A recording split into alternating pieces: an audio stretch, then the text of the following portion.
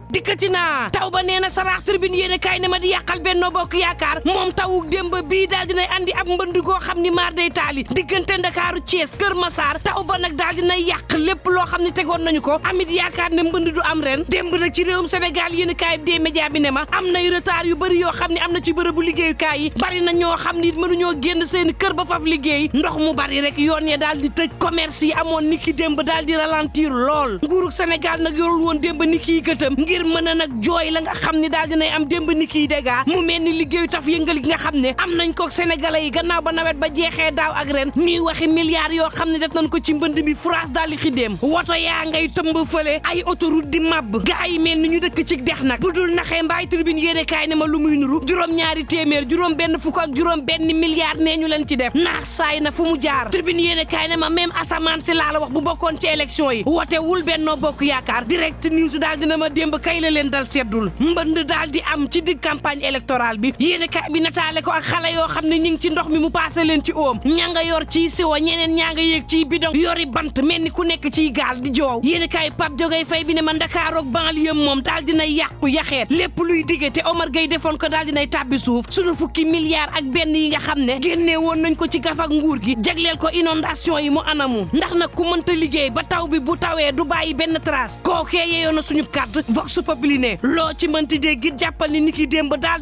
dinay andi dégâts moom inondation bi daal dina muur campagne électorale bi lu toll ci juróom-ñetti téeméer juróom fukk ak ñeenti millimètres ci ndox daal dinay wàcc ci ndakaaru démb ndakaaru jël Jóob Sangomar ak banlieue benn décor moom moo fa am quartier yu bari yoo xam ni fees nañu dell ay kër yoo xam ni daal dinañuy fees ay woto yoo xam ni ña ngay tëmb ca ndox ma embouteillage yoo xam ni maar day taali niki démb bari na ci doomu ndakaaru yoo xam ni génn ñu liggéeyi autoroute Seydina Limamou Laye moom benn pàcc baa nërmeelu Sud Quotidien daal di may xamal ni taw bu njëkk boo xam ni foor na lool moo am ni ki démb ci ndakaaru banlieue ba nag daal di fees dell ay njaboot di génn di wër nag fan la ñuy wow lu jee mbaaw ndex su ndaw sa fa nekk daal di fees ba daal di débordé ci Kër Massar autopont bi ñu inauguré barki démboo njaay moo daal di fees source a daal di may xamal ne démb kay mbënd mi daal dinay jural askanuk Sénégal lu ne ña nga xam ne nag ñoo jëloon teer ba dund nañ maar day taali ndax nag teer baa paan ñu taxaw ca bitti tooy xepp seeni biye tooy dara nag jëluñu ko ci matuwaay ngir bu taw amee ñay xaar teer ba mën a taxaw fu wow yéeni kaay bi ne ma pàccub autoroute ba nga xam ne daal dinay nërmeelu lu njiit njaag nag du ñenn ñu dul ñay liggéey BRT ba doon defal réseau d'assainissement bu Grand Yoff ñay liggéey taliba it am nañ ceg pàcc ndax nag sëq ba doyul moo taxit ndox ma ba mu ñëwee dafa màbbal taliba yéeni kaay bi ne ma